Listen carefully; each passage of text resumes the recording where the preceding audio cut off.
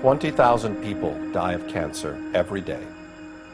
This translates to 8 million deaths every year, 500,000 of which are Americans. At the beginning of the last century, 1 person out of 20 would get cancer. In the 1940s, it was 1 out of every 16 people. In the 1970s, 1 person out of 10.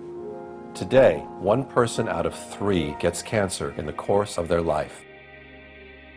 Over 1 million Americans are diagnosed with a new cancer every year. All these people suddenly plunge into a dark tunnel that will dramatically change their life for many years to come. Faced with an apparently endless chain of medical tests, examinations, second opinions, medications, new tests, surgical operations, support therapies, and follow-up checks, they find themselves at the complete mercy of the disease. While in that tunnel, each patient feeds an immense medical apparatus that employs hundreds of thousands of people and generates millions and millions of dollars for the medical and pharmaceutical industries. From research laboratories to medical schools, from prevention clinics to worldwide drug sales.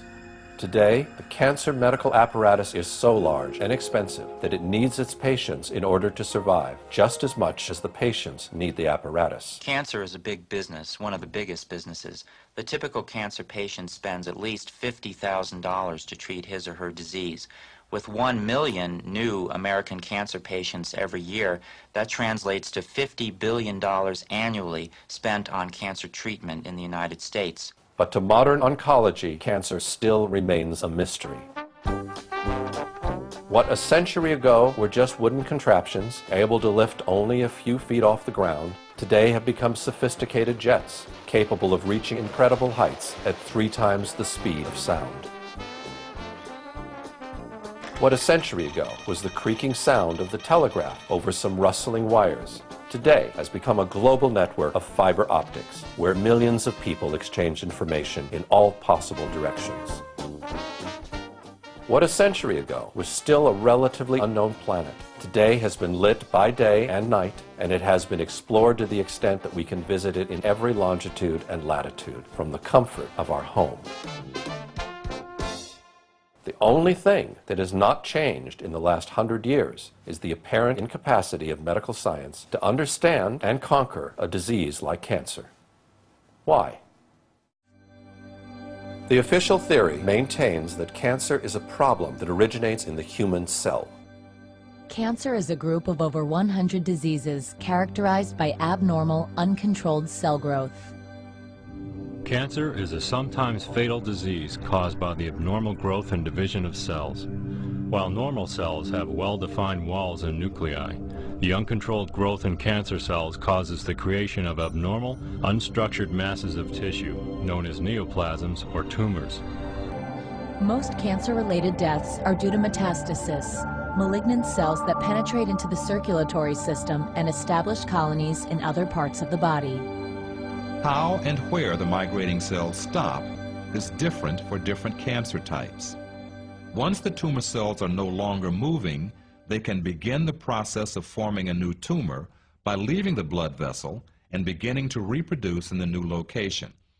If the new environment is suitable, the newly arrived cell will begin to grow and a new tumor will develop.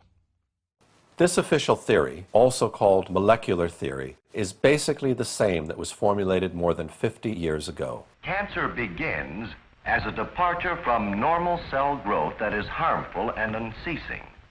If the abnormal cells grow slowly in a limited area, they are called benign tumors. If the cells are spread to other parts of the body, they constitute a malignant tumor, one that is cancerous. Cells of malignant growths break off and travel through the bloodstream to other parts of the body. There, they may start new cancerous growths. In the last 50 years, the search for the cause of cancer within the human cell has been pushed beyond the limits of anyone's imagination. Today, the most advanced laboratories are working directly on the human genome in order to identify the genes that seem to be responsible, according to some scientists, for the different kinds of cancer. This opens the door to a dreamlike scenario for the pharmaceutical industry. A world where each patient would need its own personal cure, tailored to its own personal needs. 1 million new patients every year, 1 million new cures for each and every one of them. What we want to do is we want to match the disease with the cure or palliative treatment, whatever it is, by using the genomic tools. And that's really what the whole cancer world is now going to be about for a very long time. The question of whether we're going to break the cure barrier is not the question about if, it's a question about when. In the meantime, however, no one has been able to prove that the official theory is the correct one, and that the origin of cancer is in fact of genetic nature. Major advances are being made in the detection, prevention, and treatment of cancer. But the mechanisms that trigger malignant cell growth are still not completely understood. In the meantime, statistics seem only to get worse. We've lost the war on cancer. Since the 1950s, the outlook for most cancer patients has remained the same, a 1 in 3 chance of living for 5 years after diagnosis using conventional therapy, surgery, radiation, chemotherapy, drugs. The fact is that today, 2 out of 3 American cancer patients will be dead before 5 years. Despite such dismal results, official oncology continues to impose on patients the only 3 therapies that have ever been authorized in the last 100 years: surgery, chemotherapy, and radiotherapy. And 2 of the 3 are actually carcinogenic. Surgery is the oldest technique and the most successful of the 3. But surgery is useful only when the cancer is localized, a minority of cases. Patients also fear radiation's dangerous side effects. One of these is that radiation can actually cause cancer. The use of radiation remains controversial even in medical circles. As much as we could work with her, say on a math problem, she was not comprehending it. It would take a long time to get like a worksheet done. Parts of Elizabeth's brain weren't there anymore because of the radiation, that it had killed that part of the brain. So the part of the brain that was responsible for memory was gone. Chemotherapy is designed to kill cancer cells throughout the body. It is highly toxic, however, and it also kills healthy cells. Today, chemotherapy is often given in combination with surgery and radiation. Your typical chemotherapy agent will certainly cause tiredness. There is a risk of sickness, but there are very good anti-sickness drugs these days that can control that. Chemotherapy frequently causes taste change. It can cause a sore mouth. The first side effect that many people ask about, however, is hair loss. In fact, many chemotherapy drugs are carcinogenic.